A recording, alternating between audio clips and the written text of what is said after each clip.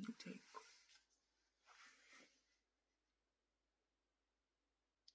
We met in November. Just for the night, I said. I actually would have preferred to linger, but that moment's passed. The sex was good. Our conversation was better, however. It's the real reason I asked for more. During it, briefly, for the first time in a long time, I was satisfied. It's like we search for places to put our experiences when we held them for too long. After having gripped so hard onto whatever story life has given us, that we lose sight of what is tale and what is truly ourselves. We seek to let bits of our history go, so after seeing glass bottles on the waves of other people's consciousness, it works out that those of us with the capacity to hold these stories show up. Those of us who are willing to lend an ear on GO trains, bus stops, and bathroom floors, as if calls, these open spaces appear. I've always been the one with the ears. I learned to listen young and taught myself how to speak later on. There's part of my story that won't fit onto these pages. As a result, I learned a lot from listening to people, especially strangers. A woman from Jamaica set on fire as a child, physically unscarred, but seeking to remind me of my history unknowingly by sharing hers. A prison sentence in Dubai turned into an opportunity for advocacy, discovery of others in need by being in the wrong place at the wrong time.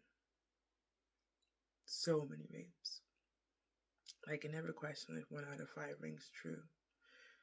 Stories of love, success, good luck, happy endings, bad endings. I still carry these stories with me. I carry yours. I never got to tell you. Your mother reminds me of my own. I am angry at your father for you, even if you said you didn't mind, that it was okay. My rage is old, so easily shared. You might have dropped yours some time ago. Perhaps I have more healing to do. Maybe your anger with time has turned into something quiet and cold. The fire burnt out without fuel. Sometimes I wonder, when I think of your stories like I do the others, if you feel a moment of relief. If the part of your history that you've shared with me is a lighter load to carry. I remind myself constantly to not let my imagination get the best of me, that I was, nothing special. But when you asked me that night about the book I've been reading, you were so patient in your listening, it felt like love. My chest was warm. I don't remember what I said in the slightest, but I know that I felt understood. When someone reminds you of yourself and the way you show up for others, it's like a mirror is held up to you. To truly look at your reflection in another is a terrific sort of beauty. To be honest, it was disconcerting, but I was hungry. So I reached for you afterwards and was met with solid glass. The moment passed so quickly that it took me time, months, to realize that I was craving in the softest sense to hear you speak more. I would like to ask you everything. I want to know what you think. And when you've said enough, your tongue but a heavy weight in your mouth, I'll tell you what I've learned. I won't mince my words nor rush, because I know that you'll be there, taking me in like air. A part of me knows this is a fantasy, that this person I met is most likely the result of a mix of marijuana, good timing, and the cocktails of hormones that follow an orgasm. It's still hard for me to accept this is all I get, though.